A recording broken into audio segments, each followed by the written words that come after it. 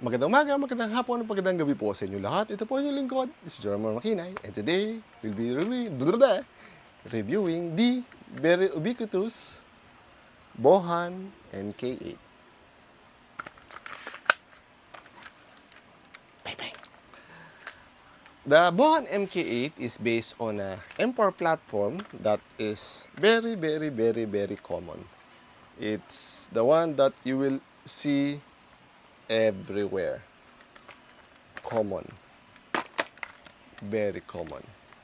Since it's common, it has a lot of parts. Without further much ado, let's get into the review. First one, quality. This is an all nylon construction. Maybe the magazine is ABS. But it's more or less nylon with very few trades. The Geisel mark. See, Geisel. Not much. Other than that, that's it. No even colt or anything here. So it's sad. Features, standard. Safe, semi, full auto. That's it. If I not remember correctly, it has no blowback. Depending on the version, there's so many versions of this one already. This is a unit from a friend of the channel. It's been living in my house for quite a while already, so it's better to review it already. This is a version 2.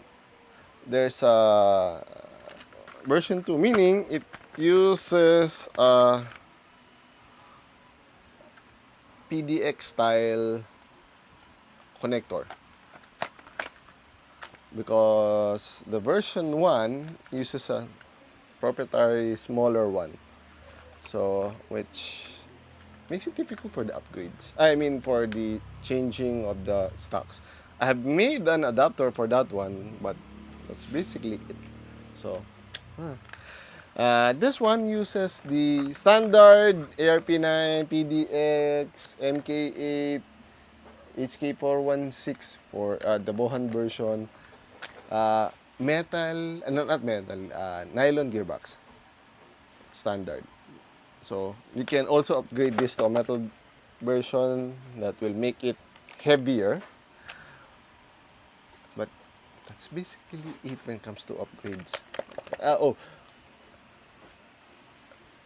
Since it's a Gen 8 and there's a metal gearbox version, you can upgrade it to the max, and it's quite common also. So I have on my upgrade guide if you want to check what you can install on this one. The common disadvantage of nylon Gen 8 gearbox is that it uses a 460 mid motor, and there's not much choices regarding that one. So, and it's quite expensive. I think the best motor, the Chihai silver magnet motor, is around 1,600. So, ouchie. And it's generally too strong for a unit. It will break gearboxes if you do not seal it properly. And this uses a standard Gen 8 mag. So lots of options. Do have a Gen 8 here. No, not gonna.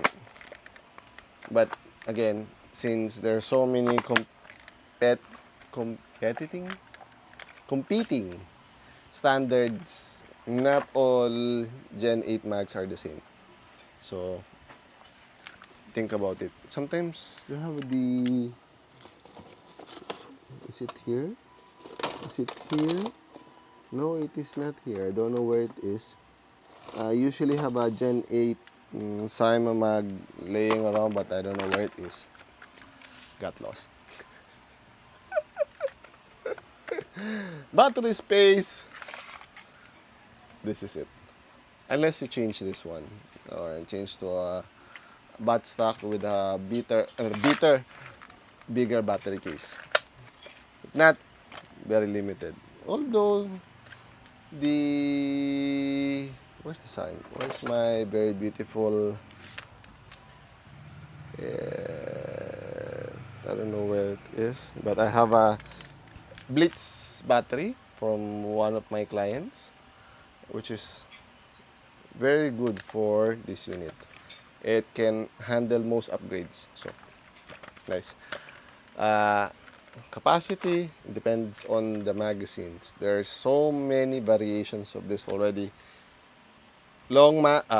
Short mags.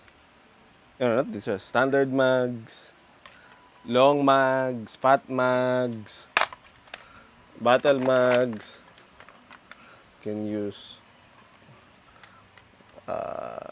classic battle for extra more ammo. So lots of variations for this one.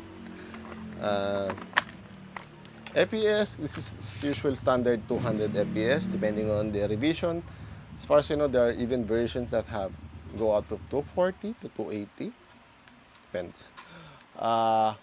Doesn't have a built-in hop up, so you need to add different hop up. This one is some of the purists will react. This is an AK suppressor, which doesn't fit an N4 platform, but the owner of this one decided to use a longer barrel. Too long, in fact. See? So it needs a suppressor to hide it. Range, this one will easily hit the 200 FPS range. So no problem with that one. The 200 FPS. This one can easily hit the 10-meter range. You can see the video later on on my shorts.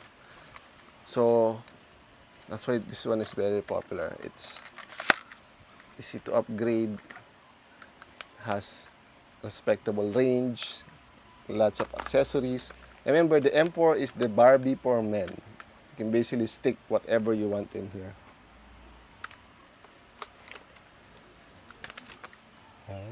Let's see.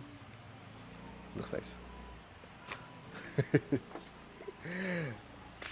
Go nuts. But as a reminder, if it has no benefit on your unit, it's not recommended. Unless you want it for the looks, then connect whatever you want. For the price, this one is very cheap nowadays. You can easily get one for less than 4,000 pesos, 3,000 even. So this is a very good beginner unit. It's an M4 platform. It's the good guys. Well, anywho, if you have any questions, suggestions, violent reactions, just put it down in the comment section down below and I'll answer it as soon as possible. Hanggang sa muli, paalam! Ching!